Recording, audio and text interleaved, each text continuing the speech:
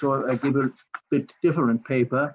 It's called now the Legal Code of Capital Crisis, the return of political action in 2008. When Margaret Thatcher came to power, Hal Ashby's movie Being There came to the cinemas. In the movie, Peter Sellers acts as Chance, a Rousseauian gardener unspoiled by education and cultural Marxism. He becomes advisor of the American president who still believes with Richard Nixon, we are all Keynesians now.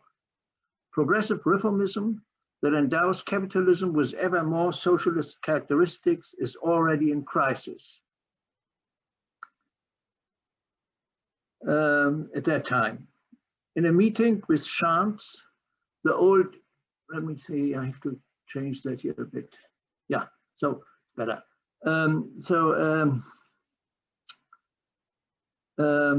In a meeting with Chance and the old billionaire Ben, in this movie from Hal Ashby, the president turns to Chance. Do you think that we can stimulate growth through temporary incentives? The reply comes slowly. In the garden, growth has its seasons. First comes spring and summer, but then we have fall and winter, and then we get spring and summer again. The president is puzzled, but Ben immediately gets the point that is so much in favor of his own class interests. I think what our insightful young friend is saying is that we welcome the inevitable seasons of nature, but we are upset by the seasons of our economy. Chance delightfully agrees. Yes, there will be growth in the spring. All applaud. The next day, progressive reformism is replaced by regressive reformism, that is capitalism, with ever less socialist characteristics. Following Hayek and Chance, all political intervention to change the seasons of our economy is banned. Again, as in classical political economy, the entire history of production relations appeared, as Marx once said, as a malicious forgery perpetrated by governments, end of quote. Engineers and gardeners shall save the spontaneous, the cosmic evolution of markets from democratic and created order shaping positive law taxes, in Hayek's terminology, and replace it with a politically neutralized law of nature, the nomos. Hayek's old dream comes true to embed the state in the comprehensive spontaneous order, like a maintenance crew in a factory. A red line runs through the factory where the words of the German finance minister are engraved in golden letters. Elections cannot be allowed to change economic politics. And that is the differentiation between the private society and the public society we talked about in the discussion of the former talk. Now one tried to mess with evolution, and no one after that tried to mess with evolution any longer. Luhmann banned the subject from theory. The subject is no object. What good is it in theory? Francis Furet and Francis Fukuyama declared the end of revolution, history, and critical theory. The Amsterdam Rijksmuseum presented Rembrandt as a successful businessman and a high-ranked functionary of labor admitted in summer 2002, we are all Thatcherites now. 3 years later, Tony Blair blocked the debate on globalization with the wisdom of Chance the gardener. I hear people say we have to stop the debate on debate globalization. You might as well debate whether autumn should follow summer. A year before the climate catastrophe of Thatcherism, Alan Greenspan stated, we are often quoted in the last years, we are fortunate that thanks to globalization, policy decisions in the US have been largely replaced by global market forces. It hardly makes any difference who will be the next president. The world is governed by market forces. 1 year and 5 days later, At September 15, 2008, a flash interrupted the cosmic seasons of our economy. Lehman Brothers collapsed. As ever, the lower classes and the global south paid the price. In Philadelphia, the always full floodlights of the stadium vis-à-vis our apartment went out and stayed dark until I left in November. The Federal Reserve's President Ben Bernanke, who is not given to understatement, called what happened the worst financial crisis in global history, including the Great Depression. The crisis was a Kierkegaardian moment of politics.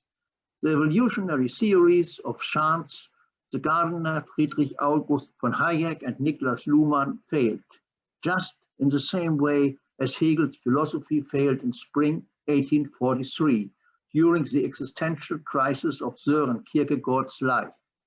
Kierkegaard argues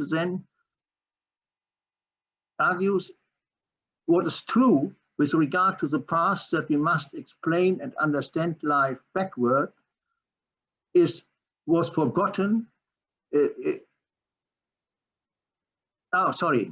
Theory, Kierkegaard argues, is true with regard to the past, that we must explain and understand life backward.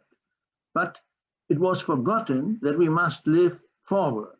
Living forward gives us no moment of rest to take the stance backward. Backward, everything is fixed. Forward, free action might change everything. End of quote. Marx said the same concurrently. Revolutionary, practical, critical activity can change the world. At September 15, the subject was back to politics. Ironically, neoliberal American leaders Ben Bernanke, Hank Paulson, and George Bush made a U-turn in full speed. Paulson confronted his staff with the prospect of an economic 9/11. I quote Adam Tooze. On the morning of September 20, the US Treasury Secretary alerted Congress to the fact that unless they acted fast, 5.5 trillion in wealth would disappear by 2 p.m. They might be facing the collapse of the world economy in 24 hours. The private session with congressional leadership, Bernanke warned that unless they authorized immediate action, we may not have an economy on Monday. The danger was real because, different from 1929, in 2008, the legal code of capital covered the entire globe. The legal code of capital, that is, according to Katharina Pistor, the priority, durability, universality, and convertibility of assets constructed and hedged by private law. It has a long history going back to trusts in land and further to the 14th century. Not Shylock, but the sophisticated lawyer of the Merchant of Venice in Shakespeare's eponymous play is the true founder of the malleable devices of the legal code of capital. Even if the ship sinks with all material asset on board, the capital is saved. Not only the global extent of legally coded assets, but the fact that in 2008 a click on the iPhone could transport it all over the world in less than a second threatened the world with a breakdown of the entire economy at the same moment. As Adam Tooze observed, the speed and force of the avalanche was unprecedented. So here, this in Katharina Pistor's book, it is related to the thesis that since the 1970s, public law was more or less replaced by private law. That is, that private law society has overtaken the state, not the state, an entire state, but the legislative state in respect to all economic law. Yeah, and by the will of the legislators. Yeah, which is, so to say, a kind of self-imposed immaturity, to say it with Kant's famous phrase, Selbstverschuldete Unmündigkeit. And but not the executive states, which have to enforce in New York and UK the private law of the world. Without the legislative power that, according to Marx, has produced the French Revolution and all great organic revolutions, without unprecedented legislative decisions for unlimited bailout and growth programs, without the flooding of America and Europe with the money of the Federal Reserve, and against the cowardice resistance of Merkel, Steinbrück, and Sarkozy, who stuck to their selfish genes. Without these revolutionary activities, so to say, no spontaneous evolution, no self-organized market, no neoliberal theory would have saved us from the worst financial crisis in global history. This was certainly not pure voluntarism, as Adam Tooze insinuates in his path-breaking book on the crisis.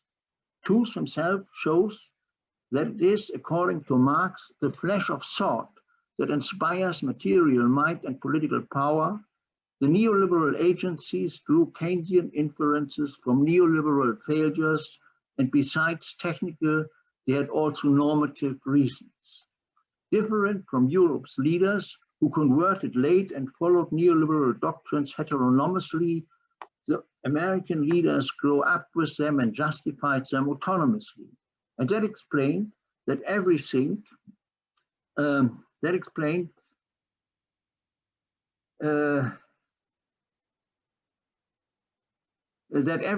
everything, but makes a big difference. Therefore, the American and British leaders were able to learn lessons from history, and especially Ben Bernanke, I quote Tooze, turned out to be an unusually but highly significant case of learning lessons from history. In fall 2008, Bush, Paulson, and the Democratic majority of Congress, and Gordon Brown from the Thatcherite Labour Party proved that they had learned these lessons from 1929. They did not make a great revolution, but a revolutionary U-turn in full speed, and realized the interests of all of us by transforming the Federal Reserve into a liquidity provider of last resort for the global banking system. Quantitative easing, liquidity swap lines, or whatever it takes, also the roughs, or whatever it takes. Conservative social media activists urged their followers to tweet, "Bernanke has blood on his hands." How incomplete all these measures to change the neoliberal world finally stayed, they opened the horizon for political action. European leaders reacted very different. When Europe faced a monetary Stalingrad, as an economist wrote, when Europe faced a monetary Stalingrad, Steinbrück appealed to national self-interests, not our problem. No talk of joint bailouts. Merkel added a poem line from Goethe, ein jeder kehre vor seiner Tür und rein ist jedes Stadtquartier. Everyone should sweep in front of his door and every city quarter will be clean. Self-righteously, Steinbrück explained the crisis by America's laissez-faire ideology and predicted the end of Anglo-Saxon capitalism. Even in 2009, Sarkozy and Steinbrück dreamed of the euro as a new reserve currency. It is hard to see, Tooze writes, it is hard to see how either Steinbrück or Sarkozy could have been more out of touch with reality. Self-deception became the European mindset. Mindset matters. In particular, the special kind of groupthink, as is a term I take from Ashoka Modi's path-breaking book on the euro, the euro crisis, a drama in 9 acts. Mindset matters. In particular, the special kind of groupthink that developed amongst a small group of European leaders since the first debates on a single currency in the late 1960s could easily be adjusted to the neoliberal episteme, even if none of the participants was born neoliberal. After the nationalist blockade of any further European integration by General de Gaulle in the 1960s, the French President Pompidou took the initiative for the single currency in 1969. It was, as Ashoka Modi writes, a bad idea at a bad time. It was a bad idea because the tacit consent of European leaders groupthink supposing that there should be a common currency without any common pool of funds to financial fiscal transfers. This problem was postponed, and already the Werner Committee of the EEC completed its report in 1970 with a reference anticipating Chance Gardner's idea of natural growth into a more complete monetary union that will follow the spring after implanting a common currency without any kind of common tax and financial regime in the previous fall. This failing forward thesis became the European single currency's guiding philosophy. However, groupthink has structural reasons due to the institutional differences and procedures of decision-making in Europe and the United States. The structural premise of a common currency area with a central bank without a state governing 19 states without a central bank was that some nations would benefit more than others, Modi. A political regime originally conceived as a community, even a brotherhood that brings Europeans together, has now become a monetary union with a hegemonic governance structure that tears it apart.